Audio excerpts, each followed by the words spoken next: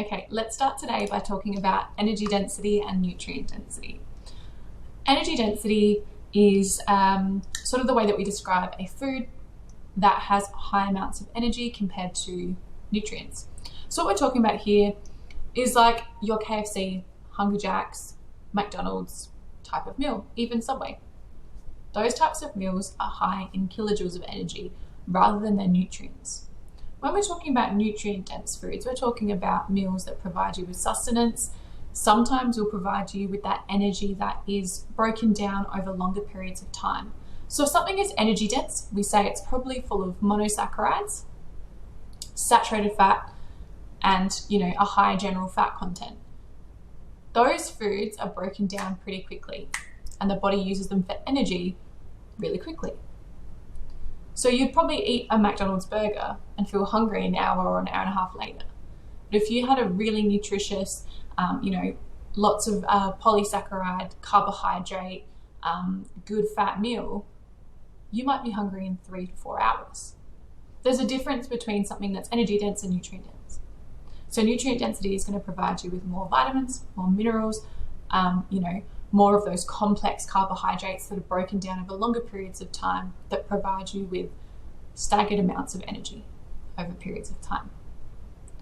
So remember, energy density meals are meals that are high in energy, low in nutrients, and will provide you with quick bursts of energy that will not last you and not fulfill you for a long period of time.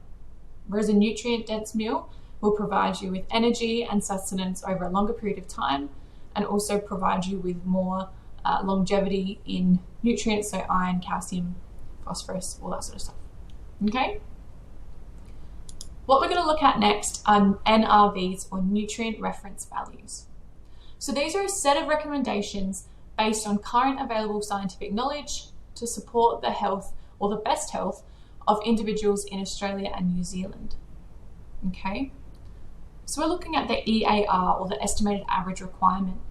So this is based on a half of a group of healthy individuals, and it's the average amount of nutrients that are estimated to meet the nutrient requirements of that half of a group of healthy individuals. Now this might change for elderly people to younger people. We might be looking at something different for infants than for an adolescent.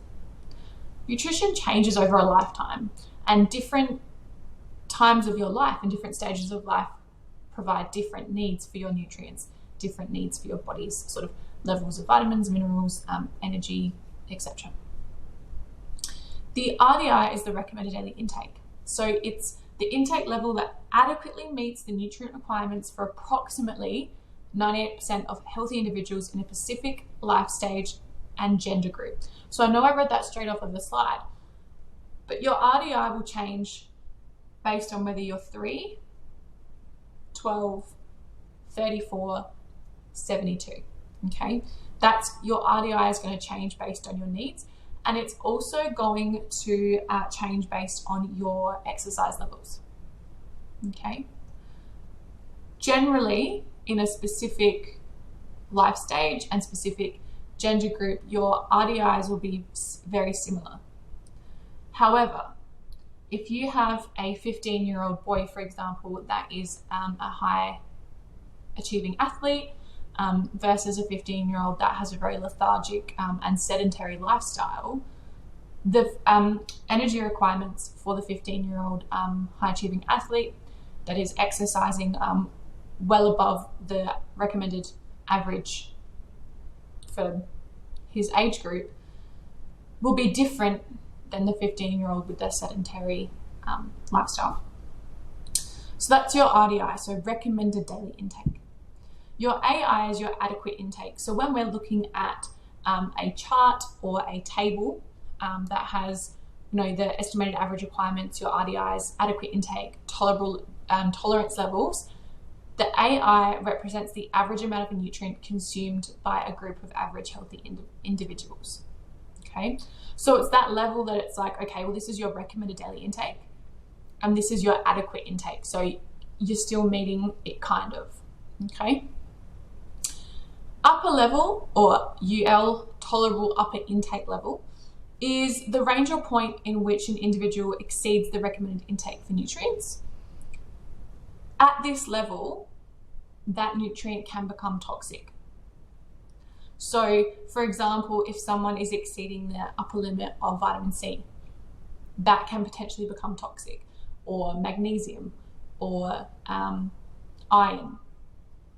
Minerals and vitamins and macronutrients are needed to be taken at certain levels. Sometimes it's more likely for us to go below that limit and have a deficiency than it is to meet that upper level or tolerable upper intake level.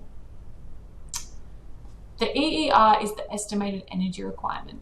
So the estimated energy requirement displays the average dietary energy intake that will maintain energy balance in a person who has a healthy body weight and active life.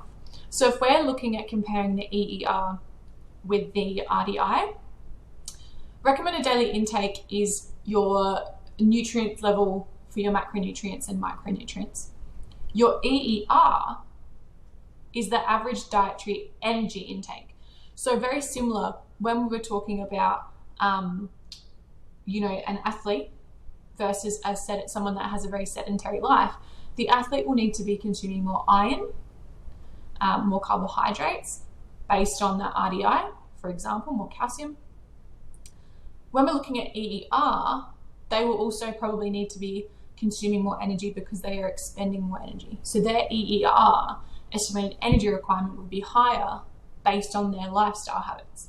Similar to someone that lives a very sedentary lifestyle, their estimated energy requirement will be a lot lower than the active person. Because if they're not expending a lot of energy, then scientific evidence and scientific research says they probably shouldn't be consuming as much, because that can obviously lead to weight gain. Okay, so that sort of touches on energy dense versus nutrient dense, and it also touches on those nutrient referent values. If you have any questions, chuck them below. Thanks.